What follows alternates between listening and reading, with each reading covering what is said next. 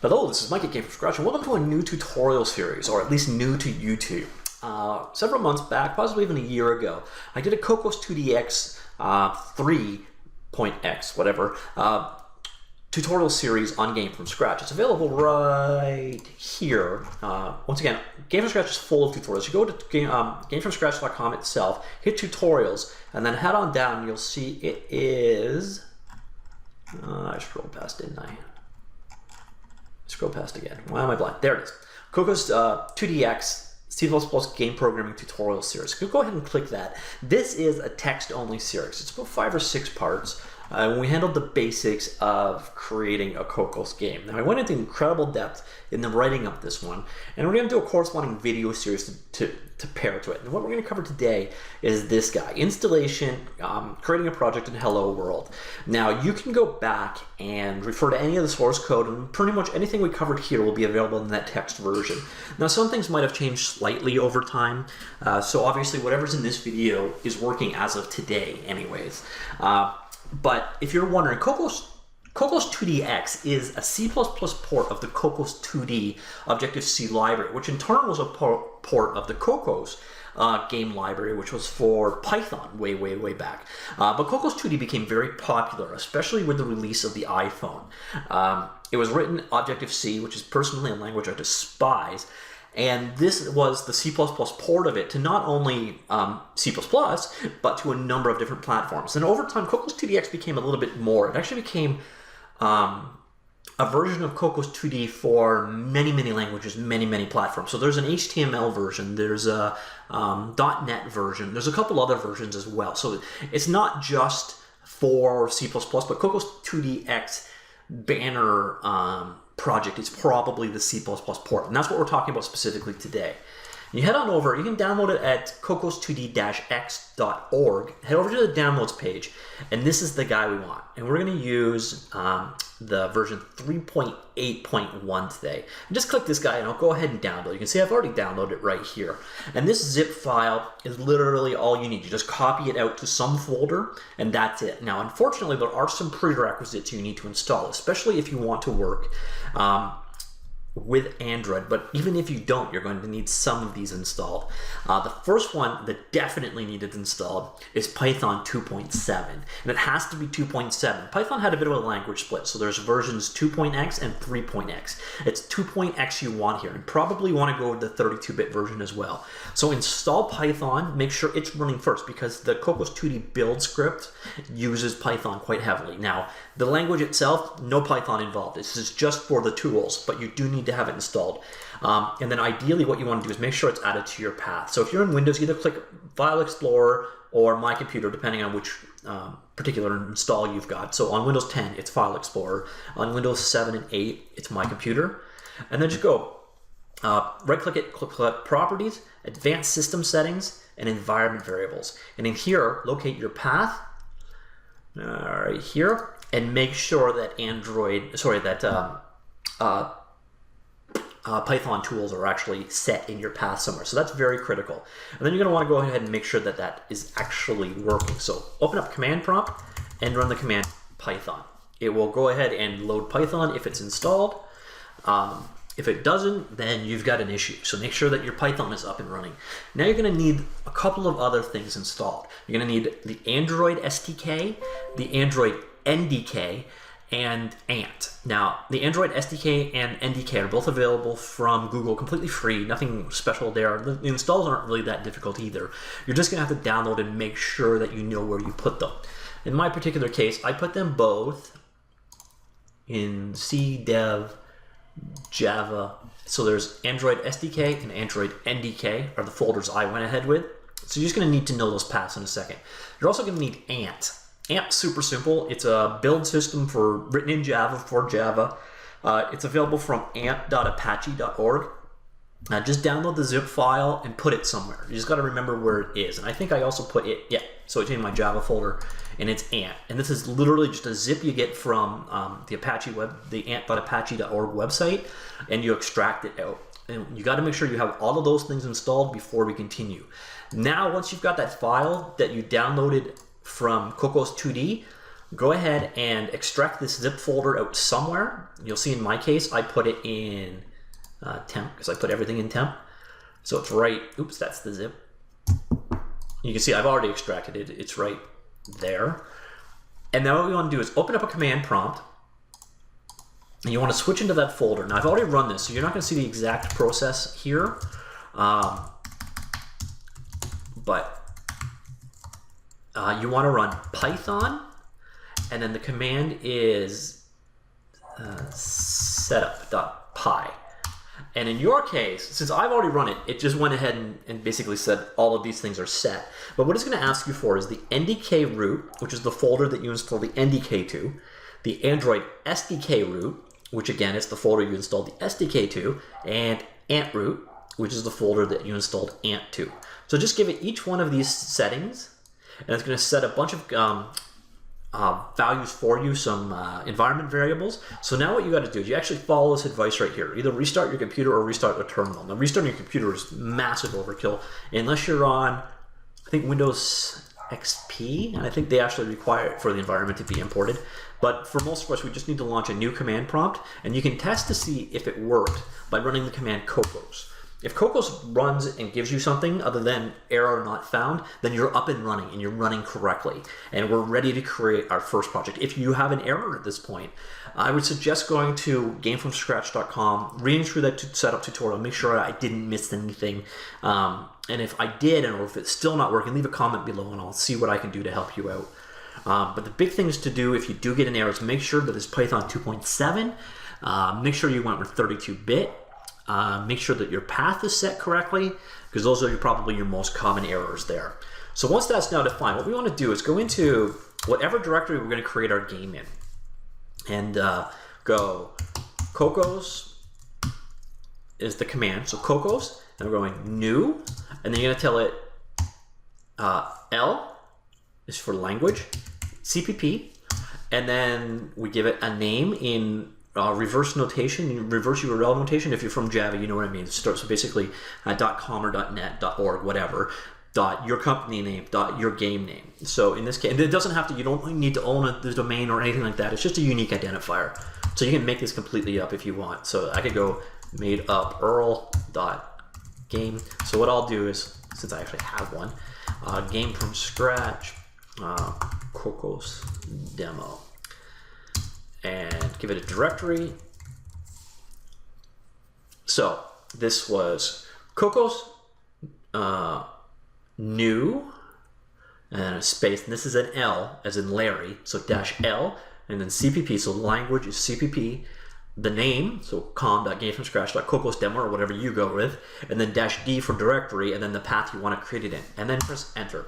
And this is going to go ahead, and what this is essentially doing is copying an entire install of Cocos2d-x into your project and creating stub files for your project. Now Cocos2d-x is not really set up to be a library. Unfortunately, it's not one of those things like SFML or SDL or etc. where you can just take a bunch of lib files, a bunch of header files, and link it to your game and be done. It's an entire framework of things that kind of depend on each other, and you can't turn this sucker into a library easily. Unfortunately, I tried. It's not a fun process, so you kind of have to do this entire scaffolding here. Now, if I go back to temp folder, we'll now see it created this directory right here, and I'll show you. It resulted in 324 megs of files being copied. So it's not lightweight by any definition of the word, but that's only just all of your projects. So you'll see what here, classes is essentially your source code. So if you're going to be committing this to GitHub or whatever, this is the only folder you need to commit for source code. The rest of the stuff is created by Cocos for you. And then what you've got here, this is Cocos2d. This is the library, all of Cocos itself and all of its dependencies in source code form. Now the nice thing is you don't run into the dependency hell issues here. So you can run it in whatever compiler you want, and it's going to be compatible because you're building it from scratch essentially. And then you've got documentation, extensions, etc. No, I'm in too far. Then your big thing is basically your projects for each particular platform. So you'll have an Xcode project in here, an Android Studio project or an Android project. Now all these projects are just that. They're just project files. All the source code files are in here. So what we're going to use in this particular case is Win32. Now keep in mind, Windows 10 is not Windows 10. Windows 10 is actually Windows Store, or the artist formerly known as Windows Metro. So that's a slightly different kind of project. So what we want to do is just go into Win32 here and load up the solution file. Obviously, if you're using a different compiler, you'll use a different project file. And then you'll notice one other thing here is in our root folder, there's a CMake list.txt. So if you want to use CMake to generate for whatever compiler you happen to be using, that's your option as well. So this is going to load up into Visual Studio. So let me just quickly turn present mode on. Like thus. All right. So here is the generated project. And these are the dependencies that Cocos has. So we're going to be building Cocos2d externally. So this is the library for Cocos2d itself. So if you want to dig into the code, like I said, we're building the engine essentially from scratch as part of our project. And then we've got the bullet physics library, box2d physics library, recast, and spine. Spine is an IK animation. And to be honest, I got no idea what recast is. But these are essentially the dependencies that Cocos2d has. And then finally is your code. And your code is in your namespace. And you'll see if you scroll down here, you've got your source folders, and your big guys are your app delegate and your hello world scene. And this is really, really big. So let me really big it. So our major code here is the app delegate and the scene classes. Now, I think that their defaults are really bloated, so we're actually going to replace all the code in them in a second. And then finally, you've got your Win32. Your Win32 in this case is platform-specific code. So this comes from the platform. This will be different in your Mac project, in your Android project, so all your particular platforms are going to have their own different bootstrap of some form. This is essentially your program's main, and all it's really doing is creating an instance of the app delegate class and running it. Now, app delegate is a name from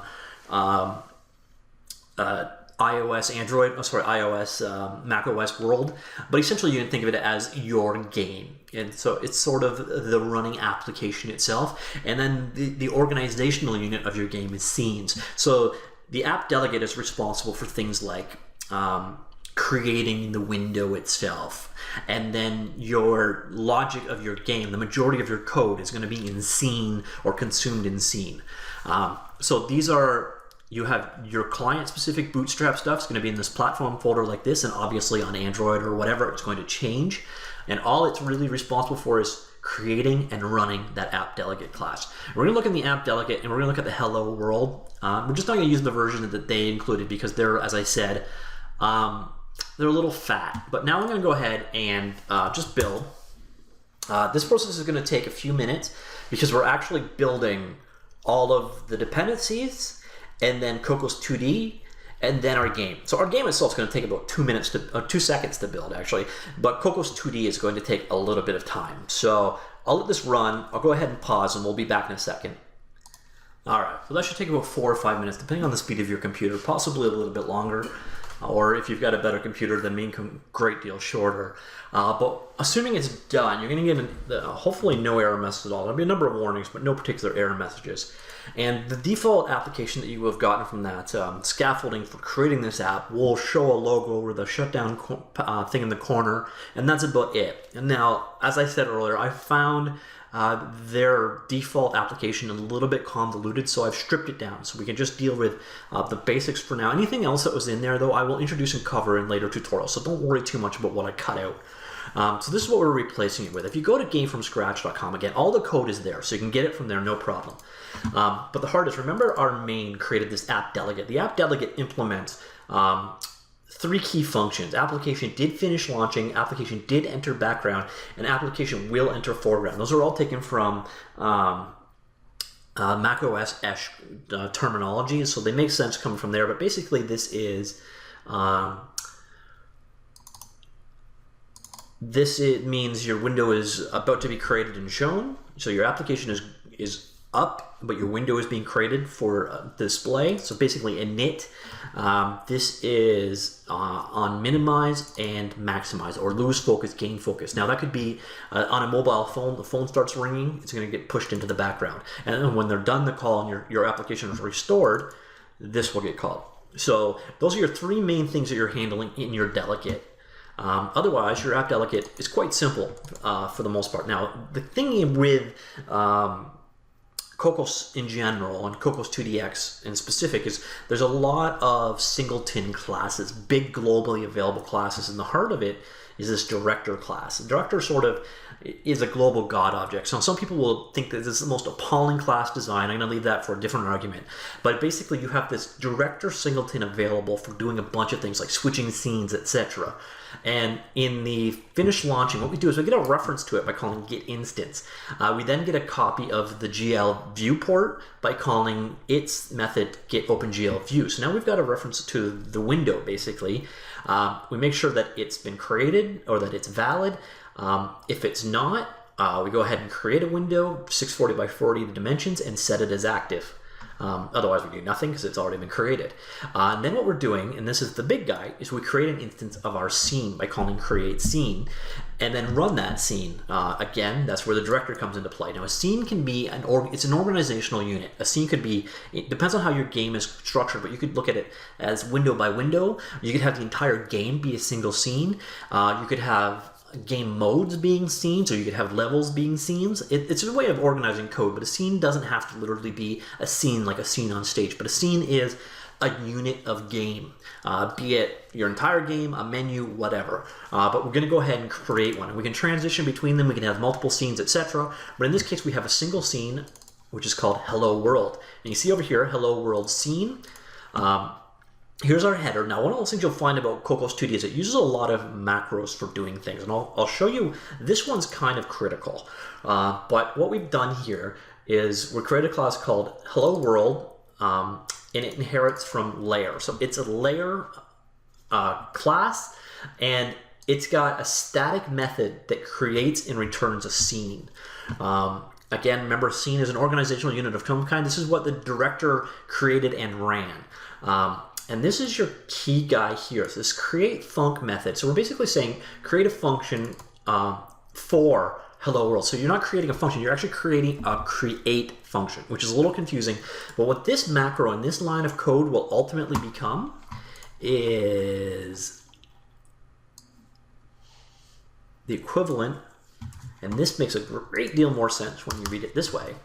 It will expand into this line of code, which basically is saying create one of me, and then initialize it. Now this stuff here is auto release, and I'll cover this in a little bit more detail a little bit later, but it uses Object-C style memory management instead of C++ style memory management, which is basically a built-in homegrown object counted object management layer. So you don't new or delete things, the framework does it for you, but there's a bunch of this stuff like auto release that's being done behind the scenes. Now that's what this create function does for you. It creates the initialize. It's basically creating your new and your delete for this particular method, but using a macro for it. So hopefully you won't have to pay too much attention to memory management overall, but here is the actual implementation of our scene. So we've gone ahead, we create a scene using that scene create function that will be returned by this macro right here. So here we're going ahead and calling it. Again, it's static, so we can get away with calling it this way. Sorry, parent, and then we're creating our create method here for our layer, and then we're adding it to our we're adding it as a child to our scene, and finally returning that scene. Now in the init call, what do we do here? We initialize the layer. No, we check to see if the layer is initialized and error road if it isn't. Otherwise, we create a label using the system font Arial 96 point with the text Hello World, and we're setting the anchor point. Now, anchor points are the pivot location where things are drawn relative to, and by saying 0000 in Cocos2d, it's the bottom left corner. So it uses OpenGL style coordinates, but basically we're saying the anchor point for this is its bottom left, as opposed to the default for anchors is actually the center. So screen coordinates default out Cocos2d as being the bottom left, not the top left, the bottom left corner of the screen, and the anchor defaults out by being the center, which is 0.5 or 0.5. So here we're saying bottom left instead. And then finally we are adding our new label to ourself for display and returning out. And the end result of running all this code is